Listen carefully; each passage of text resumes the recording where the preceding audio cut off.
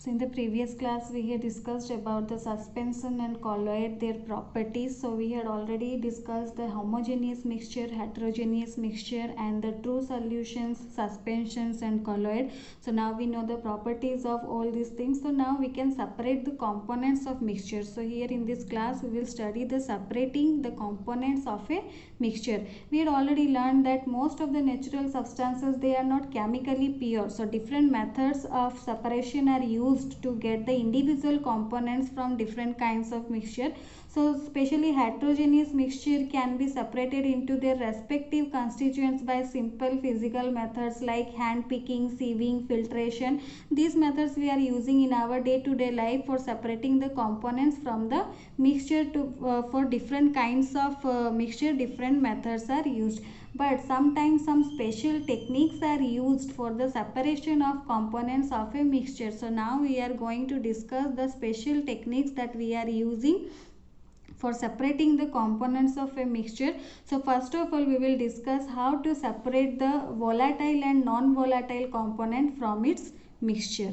So separation of volatile and non-volatile components from its mixture. So here we are getting two terms, that is volatile and non-volatile. Volatile means evaporating rapidly, the substance or the component that evaporates rapidly, and non-volatile means that doesn't change to vapor. So volatile can evaporate, but non-volatile it is not changing to vapor. So volatile component or volatile substance that quickly changes to vapor due to heat or evaporates rapidly. For example, acetone, when you are putting nail remover on your nail, suddenly it is evaporating. So acetone, that is highly volatile, means it quickly changes to vapor due to heat, and non-volatile doesn't change to vapor. So volatile and non-volatile component we can separate by simple method of evaporation, because here you can see the difference between the two, volatile and non-volatile. That is, volatile can changes to vapor due to heat. That means the substance, the volatile substance can evaporate, but the non-volatile substance cannot evaporate. So we can use the method of evaporation to separate the volatile and non-volatile component from its mixture. So for that we will take an example, like we will take ink. Ink is a mixture of water and dye. So ink it is composed of dye in water. So ink is a mixture of dye in water. So we can separate the water and dye from ink by the method of evaporation. We can provide heat so that water can evaporate, but the dye will remain there. So we can use the evaporation method. So to separate water and dye from ink, we will take a beaker. In that beaker we will take water, and we will provide heat to water, and we will keep a watch glass on the top of the beaker. On that watch glass we will take the ink. So we will not heat directly the ink. We will, in the beaker we will take the water and we will heat the watch glass. So because of the heat of the water, means the water will start heating, the water will start boiling, and the heat energy will transfer to the watch glass.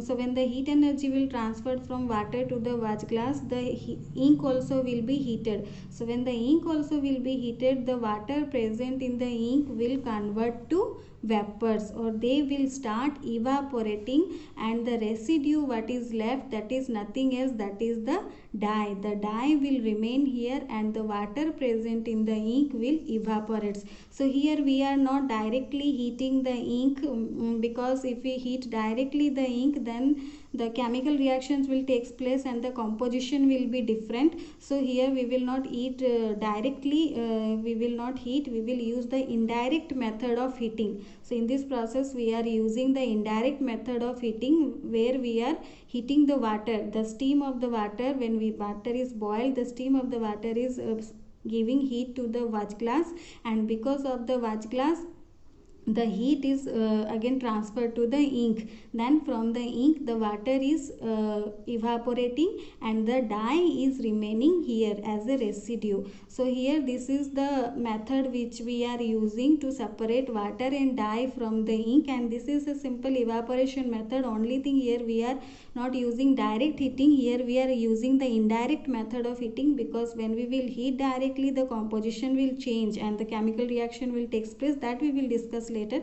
So here the heat energy will transfer, and the ink, from the ink the water will evaporate, leaving the dye. So here we can separate the non-volatile component and volatile component from its mixture, or we can say that the volatile component, we can separate the volatile component from its non-volatile component by the method of evaporation. So here we can get the conclusion as that we can separate the volatile components from its non-volatile component by the method of evaporation, or you can say that the volatile component and non-volatile component can be separated from its mixture by the method of evaporation, where the volatile component is the one which changes to vapor quickly due to heat, and the non-volatile doesn't change to vapor. In this method we use the indirect method of heating to separate the volatile and non-volatile. We use water in the beaker to provide heat to the mixture to separate the volatile and non-volatile